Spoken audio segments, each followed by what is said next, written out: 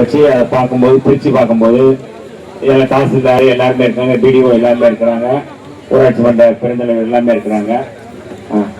அதுல என்னன்னா நிறைய வந்தது வீட்டு மனை பட்டா.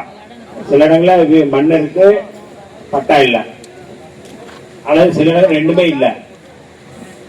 அதுக்கு காரணம் வீட்டுல இந்த ஒரு பாட்டிமா சொல்லிட்டு போனாங்க, அவங்க கல்யாணம் முடிச்சு அந்த வீட்டை மகனுக்கு கொடுத்துருக்காங்க, அப்ப அவங்களுக்கு வீடு இல்லை.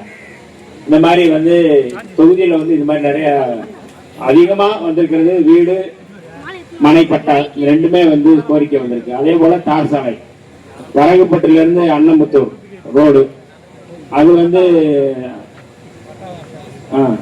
பிஎம்ஜிஎஸ்ஒய் திட்டத்தில் சாலை பணி மேற்கொள்ளப்பட்டு 10 ஆண்டுகள் கழித்துதான் மீள் சாலை பணி மேற்கொள்ளப்பட்டிருக்குது. தற்சமயம் 10 ஆண்டுகள் முடிவுற்றதால் இந்த நடப்பாண்டில் சாலை பணி மேற்கொள்ளப்படும் சொல்லி என்ஜினியர் சொல்லியிருக்கிறாங்க. அதனால அந்த பணியை விரைவில் தொடங்கும். அந்த வேலை அந்த சாலையும் அதே போல சவுக்கு மரங்கள் தீ பிடிக்குது, அதையும் சரி பண்ணணும் அப்படின்னு சொல்லியிருக்கிறாங்க. அது நம்ம கட்டாயம் அது சட்டசபையில் பேசி அது ஒரு அந்த வயர்லாம் நம்ம மாற்ற வயர்லாம் நம்ம மாற்ற வேண்டியிருக்கு. அவங்களுக்கு நஷ்டீடு அரசுக்கு நம்ம கோரிக்கை வைக்கிறோம். இந்த தொகுதிக்குள்ள சப் கலெக்டர்கிட்ட வீட்டு மனைப்பட்டா தொடர்பாக கொடுத்துட்டோம். சவுக்கு மரம் தொடர்பான விஷயங்களை நம்ம சட்டசபையில் பேசி அதுக்கான நிதி எப்படி பெறுறது அப்படிங்கிறது கட்டாயம் நம்ம பேசுவோம்.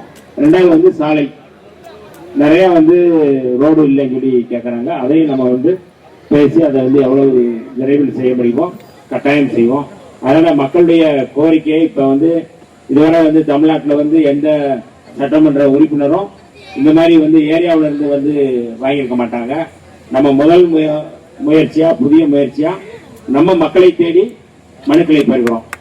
அதுக்கு நிர்வாகம் அதாவது சப் கலெக்டர்ல இருந்து எல்லாருமே நமக்கு ஒரு பெரிய ஒத்துழைப்பு தர்றாங்க.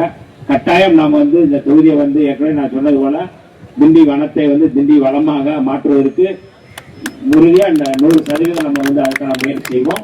நீங்களும் எனக்கு ஒத்துழைப்பு கொடுங்க. அத்தனை வந்திருந்த அத்தனை உறவுகளுக்கும் என்னுடைய நன்றியை தெரிவித்துக் கொள்கிறேன். நன்றி, வணக்கம்.